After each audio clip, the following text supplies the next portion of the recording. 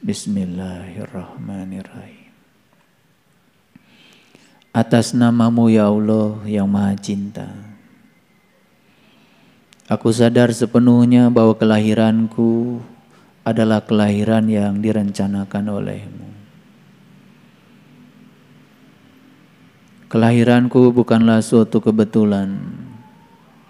Terima kasih ya Allah, Kau telah menghadirkan aku di kehidupan yang luar biasa ini sebagai tamu agung yang akan dijadikan sebagai kepanjangan tangan-Mu untuk menyampaikan cinta kasih-Mu. Kami pasrahkan diri kami sepenuhnya kepada-Mu ya Allah. Ajarkan sifat Rahman dan Rahim-Mu kepada kami, agar kami dapat berbuat sebagaimana Engkau berbuat kepada kami, tanpa keinginan, tanpa muatan. Ajarkan sifat Rahman dan Rahim-Mu kepada kami ya Allah, agar kami bisa menerima kehadiran orang-orang yang menyenangi kami, sekaligus kami bisa menerima kehadiran orang-orang yang mungkin membenci kami. Karena tidak mungkin di alam semesta ini setiap orang harus mencintai kami. Karena dengan begitu kami akan menjadi sombong. Engkau hadirkan orang-orang yang mungkin saja tidak suka kepada kami. Dengan itu kami menjadi mawas diri. Ya Allah, kehadiran orang yang mencintai kami, kehadiran orang yang mungkin tidak menyayangi kami, adalah kesempurnaan hidup yang membuat kami menjadi sempurna dalam perjalanan hidup kami. Para sahabatku yang dirahmati Allah,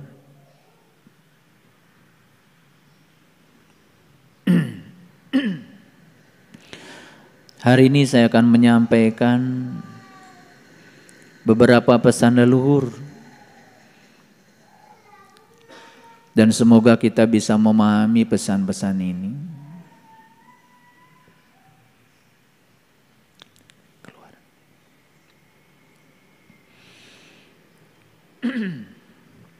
Pesan yang pertama,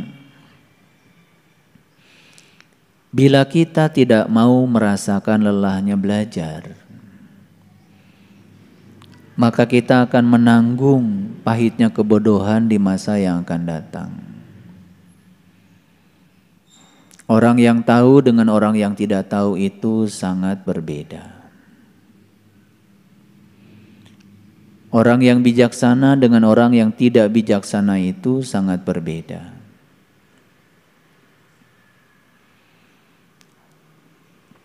Bung Karno pernah menyatakan, kalau kamu lunak di masa kini, maka masa tuamu akan menjadi keras. Tapi kalau kamu keras di masa kini, maka masa tuamu akan lunak. Ruang kehidupan ini bagi orang yang sadar adalah sekolah. Dan yang menciptakan kurikulum sekolah ini adalah diri-diri kita masing-masing. Karena setiap diri datang ke semesta ini sudah membawa data karma masing-masing. Kehadiran kita ke semesta ini karena kita harus menyelesaikan seluruh urusan yang tertulis dalam data karma kita. Data karma itu tersimpan rapi dalam DNA yang ada di setiap sel dalam tubuh kita. Dan data karma itu sedang diurai oleh pineal gland, sang batara guru yang ada di dalam diri kita. Dan setiap kehidupan yang kita alami dalam kehidupan sekarang bukanlah sesuatu yang datang sekarang. Tapi itu semua adalah kelanjutan dari kehidupan kita di masa lalu yang harus kita selesaikan. Kalau kita sadar bahwa sesungguhnya yang sedang kita jalani di kehidupan yang sekarang adalah akibat dari yang kita ciptakan di kehidupan yang sebelumnya. maka kita tidak mungkin akan menolak apapun sekalipun itu tidak kita sukai. Karena yang sedang kita jalani dalam kehidupan sekarang ini adalah hukum sebab akibat. Sebabnya sudah kita ciptakan di kehidupan yang sebelumnya dan akibatnya harus kita tanggung sekarang.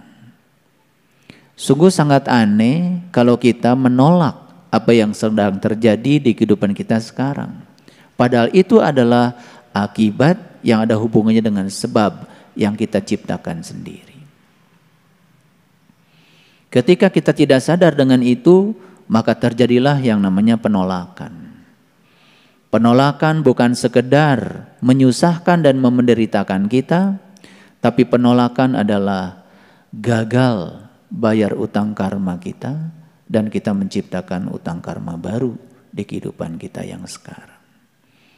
Lalu bertumpuk-tumpuklah utang kita yang tidak kita sadari. Sepanjang kita tidak menyadari itu, sepanjang itu pula kita akan terus berpindah dari kegelapan baru ke kegelapan yang lebih dalam lagi. Lalu kita tidak akan pernah keluar menuju alam yang terang benderang. Allahu waliyul ladzina amanu yukhrijuhum minadh dhulumati ilan nur. Itu sebabnya ketika kita menyadari kehadiran Allah dan kita tidak pernah menolak apapun yang terjadi karena kita yakin di belakang itu ada kehadirannya, maka kita sesungguhnya sedang mengantarkan kita minadh dhulumati ilan nur, dari kegelapan kepada cahaya. Dan ketika kita hijrah dari kegelapan pada cahaya, yang akan terjadi apa? Semua hal yang selama ini menjadi salah konsep, salah persepsi akan sirna dengan sendirinya. Karena salah persepsi, salah memahami hanya terjadi di kegelapan. Begitu kita sudah memasuki alam cahaya, semua persepsi yang dibangun oleh pikiran kita, ilusi-ilusi yang selama ini dianggap kebenaran oleh pikiran kita akan runtuh dengan sendirinya. Lalu itulah fase awal memasuki kelahiran baru kita. Para sahabatku, ruang kehidupan ini menyediakan tempat belajar. Setiap tempat adalah ruang belajar. Setiap waktu adalah kesempatan untuk belajar. Sayang sekali, banyak di antara manusia yang tidak menyadari itu. Menjalani kehidupan tanpa menyadari bahwa dia sedang berada di sebuah sekolah yang luar biasa. Sekolah nyata, sekolah yang akan mengajarkan kedewasaan, sekolah yang akan mengajarkan kesabaran, sekolah yang akan mengajarkan kebijaksanaan, sehingga peristiwa demi peristiwa hanya terjadi begitu saja tanpa ada satu pesan yang bisa dia terima. Itulah yang disebut dengan manusia yang rugi. Lalu ada sumpahnya, wal asri innal insan lafi khusrin illal ladzina amanu wa amilus solihah wa tawasaw bil haq wa tawasaw bis sabr. Jadi seluruh manusia itu rugi kecuali yang beramal soleh, kecuali yang beriman, kecuali orang yang senantiasa saling menyadarkan, saling mengisi, kecuali orang-orang yang tabah, sabar di dalam menjalani seluruh proses kehidupan.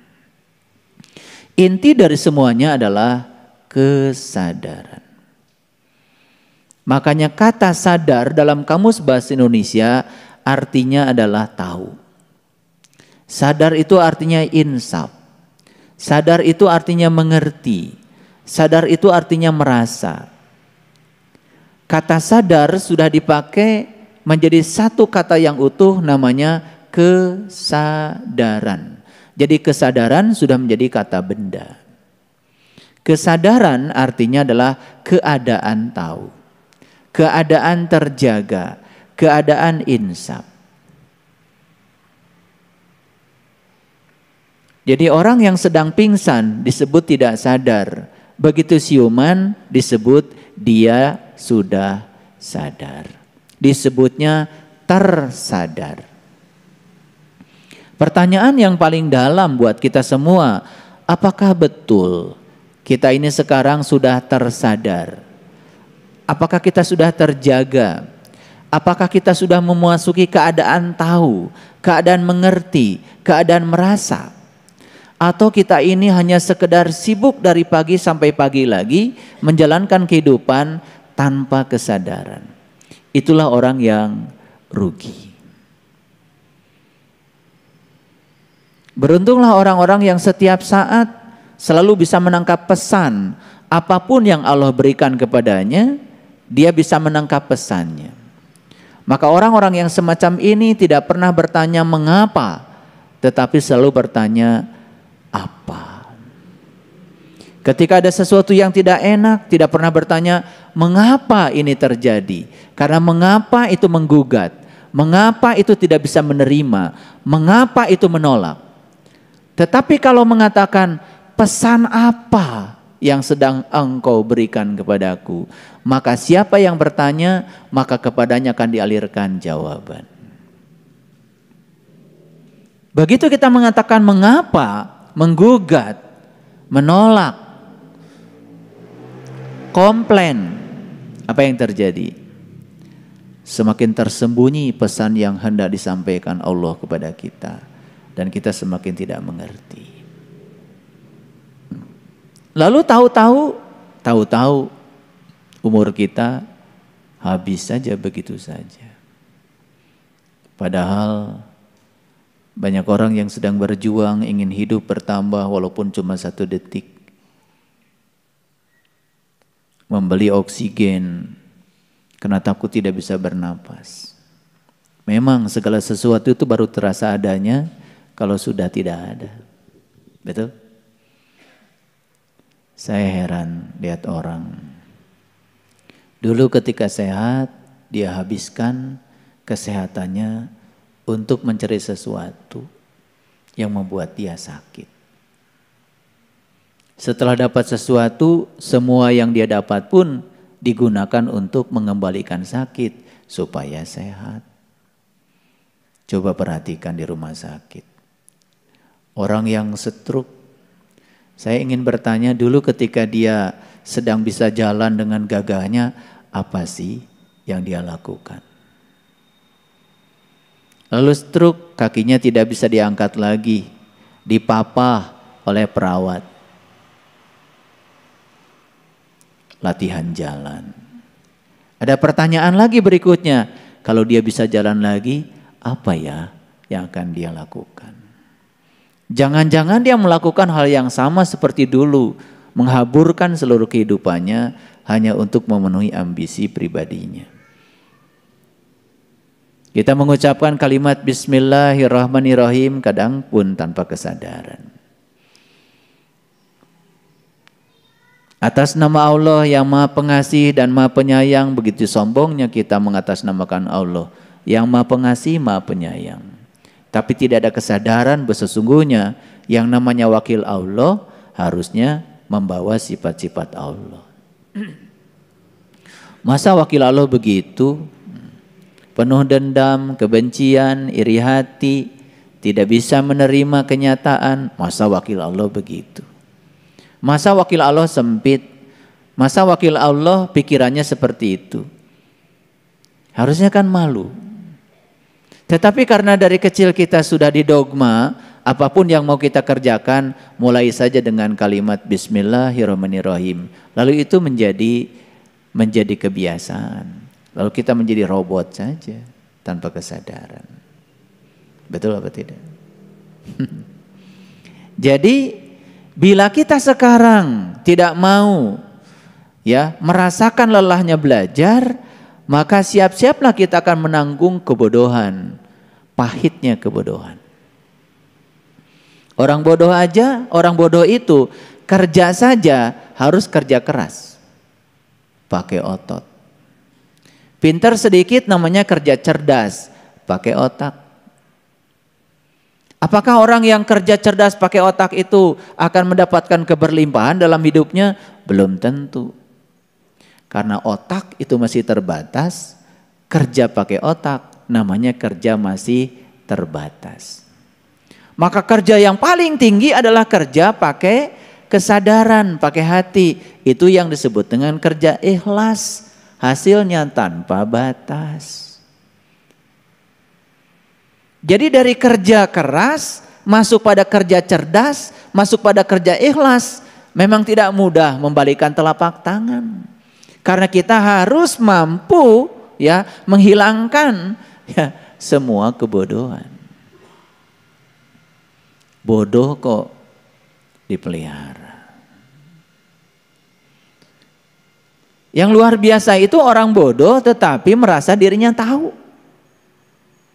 Padahal dia tidak tahu, cuma dia tidak tahu bahwa dia tidak tahu. Dibungkuslah ya dengan kain-kain kehormatan yang membuat dia tambah bodoh. Karena dia dalam keadaan tertutup. Tidak mau mendengar orang lain. Tidak mau menerima gagasan orang lain. Selalu merasa dirinya paling benar. Makanya lihat orang yang semacam itu. Insting untuk berdebatnya luar biasa. Insting untuk menunjukkan pada orang lain bahwa dirinya paling benar juga luar biasa. Bahkan kadang-kadang mencari pasukan untuk menyatakan dirinya paling benar. Masih gitu apa tidak?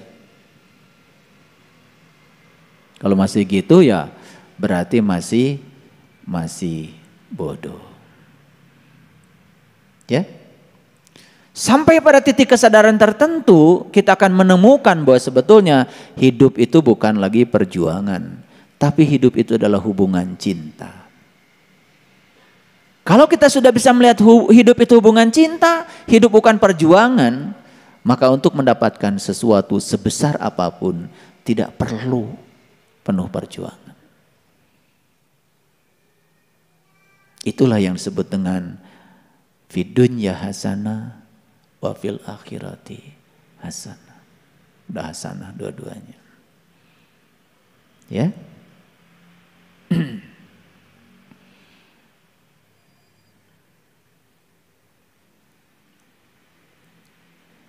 Semua orang ingin agar kehidupannya lebih baik. Ada istilah husnul khotimah. Semoga husnul khotimah. Jadi husnul khotimah itu sempurna di akhirnya. Bagaimana kita bisa husnul khotimah kalau kita tidak mampu memberangus kebodohan yang ada dalam diri kita sendiri?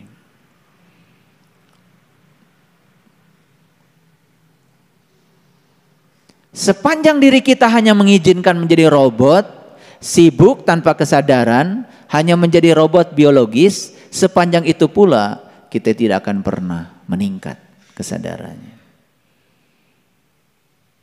Udah berpengalaman bukan? Sholat 5 waktu sudah, wudu sudah, haji sudah, saum tiap Ramadan dijalankan, zakat fitrah sudah. Semua rasanya sudah dilakukan kewajiban-kewajiban kita. Tapi namanya juga wajib, dilaksanakan dapat pahala, ditinggalkan dapat siksa. Dua-duanya dilakukan dalam keadaan bermuatan. Bukan sebagai satu kebutuhan, apalagi cinta. Masih jauh dari situ kesadarannya. Apa yang terjadi? Yang terjadi ya kita ini seperti robot. Robot biologis sibuk tetapi tanpa ada perubahan kesadaran. Cirinya apa? Cirinya begitu menghadapi masalah kecil saja sudah uring-uringan. Bahkan masalah kecil pun terlihat menjadi sangat besar sekali. Kenapa? Karena ledakan hanya terjadi di ruang sempit. Iya. Tabung gas, isi gasnya banyak, ruangnya kan sempit, sebesar kepala kita tuh, yang 3 kilo. Tiba-tiba bocor, api masuk ke dalam. Gara-gara api masuk ke dalam, karena tabungnya kecil, terjadilah pembakaran gas secara mendadak, energinya besar. Karena energinya besar, ruangnya kecil, meledak. Disebutlah tabung gas meledak. Tahu kenapa meledak? Karena ruangnya sempit. Begitu ledakan terjadi di ruang sempit, bahaya enggak? Bahaya. Tapi kalau itu gas yang 3 kilo dibakarnya di ruang terbuka, nggak ada ledakan. Karena ruangnya terbuka dan luas. Ini masih pada suka meledak kelihatannya. Dari wajah-wajahnya nih kelihatan masih suka meledak. Ciri yang suka meledak itu hancur wajahnya. Iya. Gitu. Makanya penampakan ruh-ruh yang tidak bisa pulang kan biasanya menakutkan. Betul enggak? Itu habis meledak itu. Dan ledakan selalu terjadi di ruang sempit. Makanya ilmunya sempit. Pengetahuannya sempit. Sudut pandangnya sempit.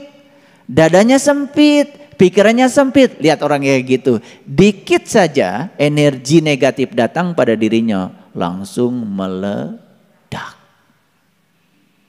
Itu yang sering disebut kecelakaan spiritual. Sholat sudah. Tapi ledakan masih sering terjadi. Harusnya kan bertanya. Ada apa dengan sholatku? Suka bertanya gitu enggak? Suka nggak begitu? Ngajinya rajin, seragamnya 7 seminggu. Tapi suka meledak. Harusnya kan ada apa dengan pengajianku? Ya. Tetapi karena tidak pernah bertanya, tidak pernah menyadari, ruang belajar ini diabaikan begitu saja. Setiap kurikulum di ruang belajar ini tidak pernah dituntaskan. Apa yang terjadi? Yang terjadi hanya menghabiskan waktu begitu saja tanpa ada perubahan kesadaran. Saya tanya, mau nggak husnul khotimah? Mau nggak husnul khotimah? Husnul khotimah itu syaratnya cuma satu, berhenti berprasangka buruk. Yang namanya berprasangka, prasangka baik saja jelek, apalagi prasangka buruk. Prasangka itu persepsi. Dalam bahasa Quran disebutnya dzon. Wa may yatabi'u aksaruhum illa dzon. Inna dzon kana la yughni minal haqqi syai'a. Kebanyakan manusia melaksanakan sesuatu hanya dengan dzon. Dzon itu prasangka. Prasangka baik saja itu sudah jelek, apalagi prasangka buruk. Ada nggak prasangka baik? Ada. Persepsi, ilusi pikiran yang dianggap kebenaran itu juga prasangka. Cuman kategorinya prasangka baik. Jadi kalau prasangka yang baik saja jelek, apalagi yang jelek. Bagaimana bisa husnul khotimah kalau apapun yang kita lakukan cuman atas dasar prasangka. Prasangka itu bahasa Qur'annya dzon. Dan Quran mengatakan wa may yatabi'u aksaruhum. Kebanyakan manusia 99% dalam kehidupannya menjalankan sesuatu hanya dengan prasangka. Jadi prasangka itu kalau bahasa orang Jakarta itu kali aja. Sholatmu diterima nggak sama Allah? Kali aja. Prasangka bukan itu? Prasangka. Kamu nanti kalau mati selamat apa celaka? Kali aja. Nah kali aja tuh dibungkus pakai kain kehormat.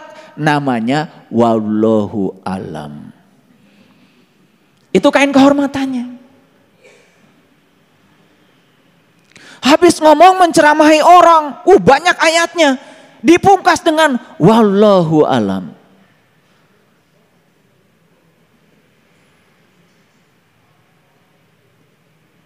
Berlindung yang paling kelihatan terhormat adalah berlindung kepada Allah. Makanya suka ada kata-kata begini kan. Kalau salah dari diri saya, kalau benar dari diri Allah. Jadi kamu dari tadi ngomong yang menurut kamunya berarti salah semua dong. Betul nggak? Kan suka ada begitu bahasa-basinya kan, yang benar dari Allah, yang salah dari saya. Loh kan dari tadi yang ngomong kamu. Berarti yang kamu omongkan ya salah semua. Nah, supaya terlihat hormat, terlindungi, wallahu alam bimurodi, kan begitu. Karena semua yang diomongkan prasangka, tidak ada pengalaman pribadi yang disampaikan pada orang lain. Semuanya ilmu katanya kok. Jadi prasangka itu bahasa Inggrisnya susuganan. Tahu ya? Lah kalian ini kan mantan-mantan susuganan dari dulu, ya toh? Iya. Kumangke. Itu prasangka, yang baik saja sudah jelek, apalagi yang buruk. Bagaimana Anda bisa husnul khotimah, ingin baik di akhirnya? Masih menggunakan prasangka. Jadi kalau ingin husnul khotimah, bebaskan dirimu dari prasangka. Bebas dari prasangka, itu yang disebut dengan iman. Iman boleh diartikan percaya, boleh. Believe, be. Kamu harus menjadi, ya menjadi. Kalau ingin mengimani imannya Musa, ya harus menjadi Musa. Kalau ingin mengimani imannya Ibrahim, harus menjadi Ibrahim. Learning to be. Menjadi, kalau menjadi ya mengalami. Kalau mengalami bebas dari prasangka. Jadi nggak husnul khotimah? Jadi. Kebalikan husnul khotimah apa tuh? Su'ul khotimah. Oh pinter-pinter ya ini bahasa Arabnya ya. Jelek di akhirnya. Jadi artinya sepanjang kita beragama pakai prasangka, jelek di akhirnya. Paham? Ya?